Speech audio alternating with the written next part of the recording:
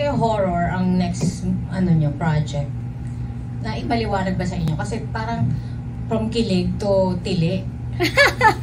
Tili.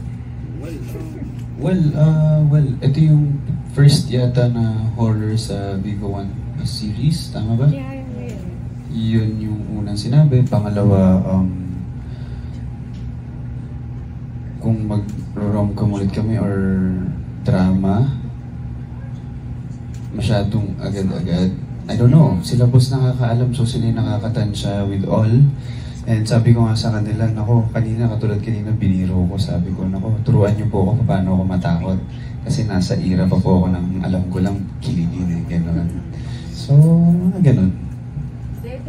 Titili siya na saluhin mo siya. Titili na sasaluhin ko. Kaya may kilig pa na. Siya na saluhin mo. Kikiligin kami, di ba? Ano naman natin, di ba? Baka talagang iba yung story kasi hindi pa namin fully nababasa yung buong script.